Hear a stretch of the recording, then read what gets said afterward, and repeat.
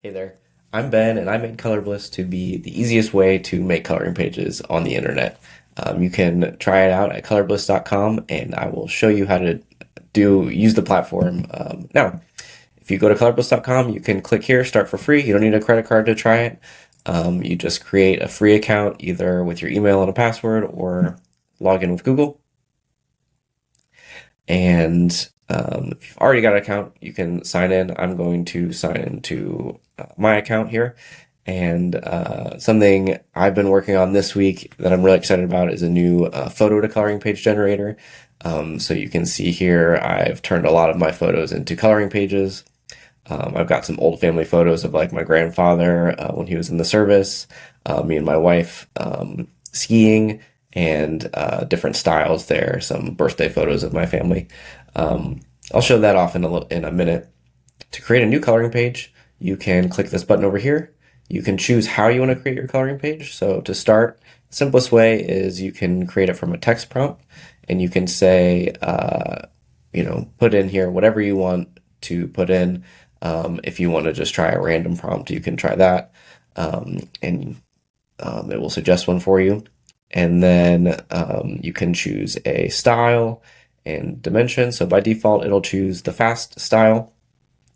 And that can handle very simple letters. Spelling can be a bit iffy on it, but it's pretty dynamic. You can get a lot of different styles from it. There's a peacock. I also have all these other different styles in here that you can use. So for example, if you want to do a coloring page for a toddler, you might say, use this peacock, but go simple.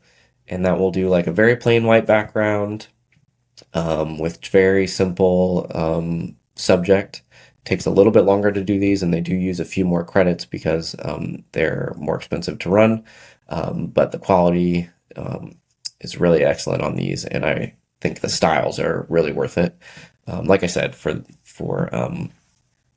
here's a simple coloring page of a peacock with a little cottage. And I'll actually just take that same prompt and I'll show you a different style. So let's do cozy. This is another style that I really like, and we can actually do it in a different size here. So we can do it landscape, you can do A4, the default is 2x3, but you can change it however you want. You can do square if you wanted to.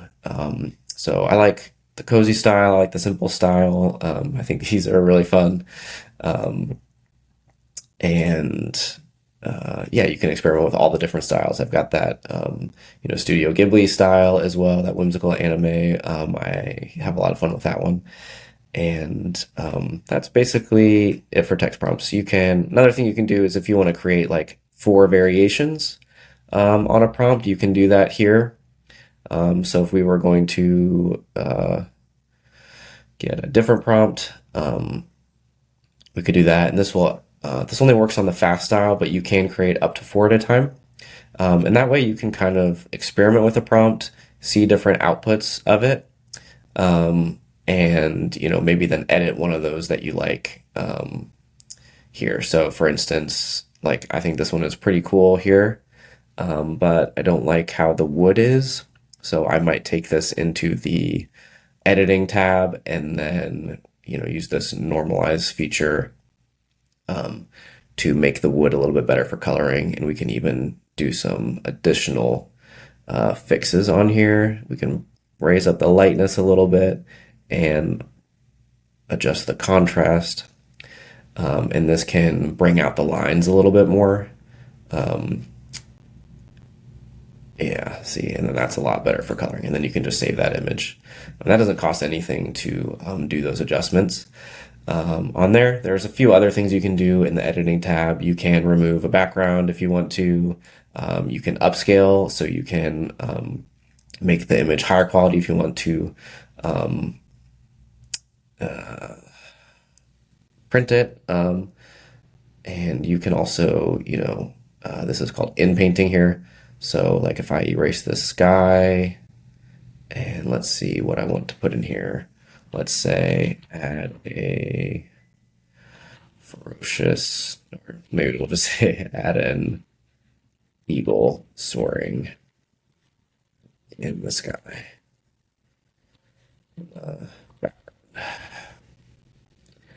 So this uses AI to fill in the spot that you've erased, and I think it's pretty cool. You can use it to really erase anything, and you can see that it's added an eagle and some other things. So it is imaginative there, but you can see it's taken out the clouds, it's kind of changed the clouds, and then it's added the eagle. So that is the text prompt area. I've showed you simple generation. I've showed you the different styles. I've showed you in painting and adjusting. You can also create coloring pages that have letters on them. And you do that by going over here to the word art section. And I've got different styles that are in here. You can use the basic style that uses less credits. And we can try that out here. But it is a little iffy on the spelling. You can do very simple spelling. But if you get more complex with the words that you're trying to do, I recommend doing the one of the premium styles. So you can see on this one, we did get the first try actually, Happy Birthday Darling on the cake is really good. You can see it got a little carried away with how many times birthday and darling are spelled on the cake. That's with the basic one. It's really fast. It's good for experimenting. But if you want to do something a little bit more reliable, we could say something like the words carpe diem written in clouds, and I might do this landscape. Should also mention this prompt improver. I've got this on by default, so what it does is it takes the prompt that you've written and just adds some details to it to make the images a little bit more dynamic. If you want full control over your prompts, you can always turn this off, but I find by default this helps people a little bit more getting good output. So you can see actually here the full prompt that it created. A whimsical scene featuring the phrase carpe diem, elegantly formed by fluffy rounded clouds in a bright sky. The clouds appear to float above a picture. So it kind of, imagine this landscape. And you can turn that off. We've got different styles here. So the graffiti one is kind of nice. You can do longer sentences here. I'll show a graffiti version in longer sentences. Let's see the words. Lord is my shepherd. I shall not want written over a pastoral landscape. And I will make that coloring page.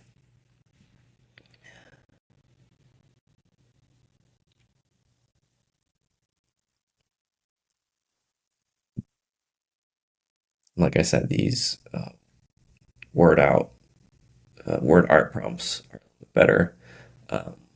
So got that one. It kind of the graffiti does thicker lines.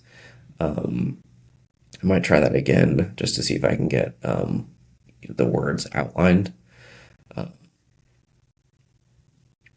See how that does.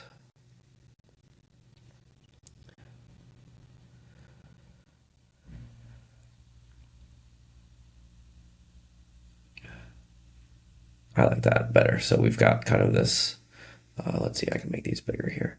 The Lord is my shepherd, I shall not want. And then what you can do when you're ready to download the ones that you like, you can click them here, and then you can download, everything that's on the page, or you can download 4, and that will get you all your pages. I guess I should also show off the photo one. So here's how you can create a coloring page from a photo. I've got a photo of my family from a ski trip we went on. I'll just do the default setting. This one takes slower. It uses a much more powerful model, but it is slower, so it can take anywhere between, at the moment, it's around 30 seconds, but sometimes up to 2 minutes. I'm thinking that'll speed up here in the next few weeks or so. But for now, it does take a little bit of time. I'm going to let that one just keep processing in the background while I show you the drawing. If feature. So if you sketch something, you can upload that here. And then what will happen is I'll generate a description of that page. You can edit that description if you want to, and then you can create a coloring page from it. Alternatively, you can draw something in here if you've just got an idea. And this is kind of good for like if you've got an idea of a composition that you want and you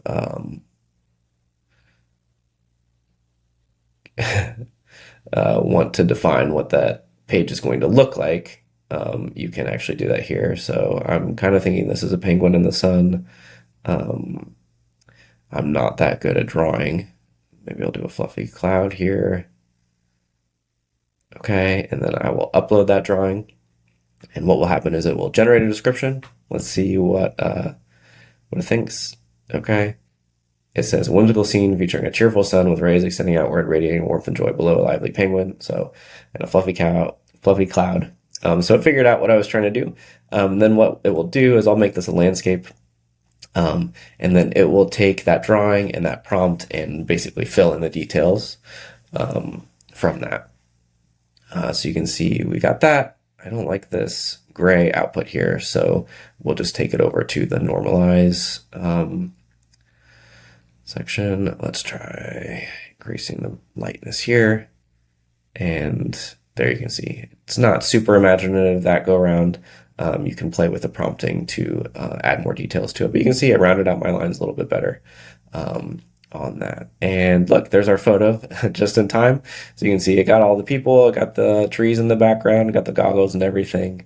And that looks nice. Would be fun for coloring. I got, some more portrait styles. Let's see if I do this. Down here, you can see I did an old family portrait down here. I did like a cartoon style dog. Here's the default version of the dog. So you do get more details if you do, one person. I did some family photo of birthday. And yeah, those are all a bunch of examples. There's me and my wife on the ski trip. Other things that you can do here is I've got, ideas. So you can see examples of coloring pages that I've made. And you can actually hover over them, get the prompts, and if you want to try that coloring page, you can click try this idea, and it will give you the prompt in here, and it will give you the style and dimensions and stuff, so you can mix and match that prompt. So I'll be adding more styles in here as we go, but that's kind of a way to get you started. And then also, if you're looking to create a lot of coloring pages, I've got this bulk generation feature. Let's see, you can see where you can enter a prompt, one per line, and you can do, right now you can do up to 50 at a time. So you can do like cardinal, chickadee, a penguin, a hawk, a bluebird, etc., etc. You can choose the style. Cozy and 1-1, and then you'll see how many credits that will use based on how many credits that you have, and you can generate that in the background.